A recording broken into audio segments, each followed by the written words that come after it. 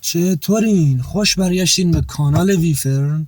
برگشتم با یه ویدیوی دیگه، این بار راجع به تنبلی. خیلی مهمه این ویدیو، هم برای خودم هم شاید برای شما مفید باشه.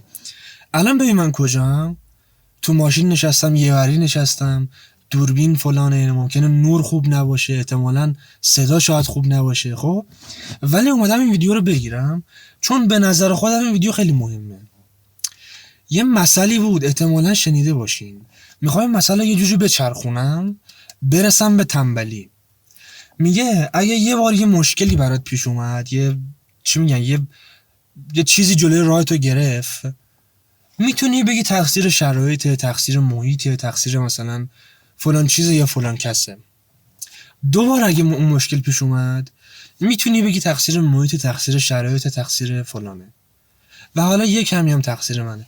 اما اگه برای بار سوم اون مشکل پیش اومد، مشکل فقط و فقط و فقط تویی آقای رضا کوشا، تویی. خب مشکل فقط و فقط و فقط منم. چرا؟ الان یوتیوب برای من یکی از اولویت هاست، برای من مهمه خیلی. مثلا دوست دارم که حرفه‌ای تر این تو فعالیت بکنم. اگه من بگم یه بار خب اینترنت ضعیفه، اینترنت سرعتش کمه، فیلتر فلانه و این داستانا، اینا یه بار بهونه کنم.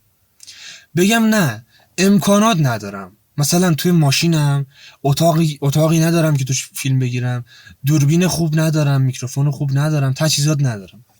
خب اینا یه بار بهونه کنم، اونو یه بار بهونه کنم، اونو یه بار، همه اینا هست، نمیگم نیست، بله این مشکل هست، اینا دیگه تو ماشین یه وری نشستم. اما میخوام بگم همین منی که این امکاناتو ندارم، این مشکلاتو دارم، یه ویدیو ساختم 10,000 تا بازدید خورد. شاید در مقابل یوتیوبرهای حرفه‌ای خیلی مثلا بازدید بالایی نباشه، ولی میخوام بگم میشه، نیست.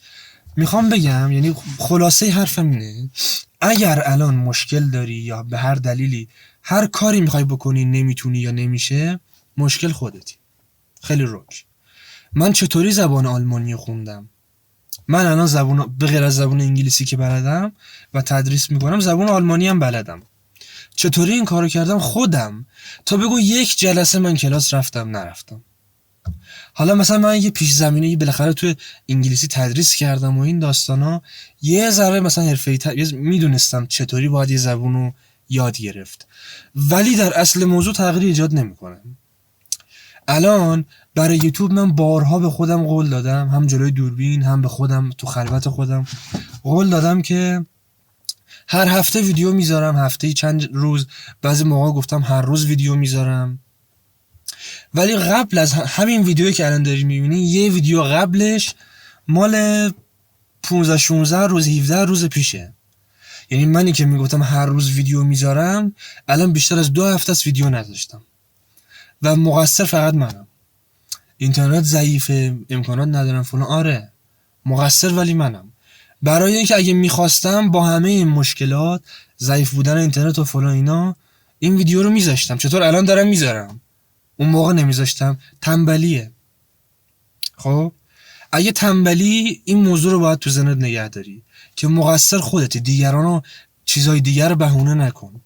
الان من یه بار دیگه اینجا میخوام تو ویدیو توی جلوی یوتیوب قول بدم که هر روز اگه بگم زیاده، چون کارهای دیگه هم دارم نمیرسم، ولی هفته 2 الی 3 تا ویدیو میخوام بذارم و شما اگر من نذاشتم بیاید تو کامنت ها فوشم بدید، آزادید، من بهتون این اجازه رو میدم. منو فوش بدید، به قول اون یارو شایسه میت غایس، فوش بدید منو، راحت باشید اگه نذاشتم. و این از این.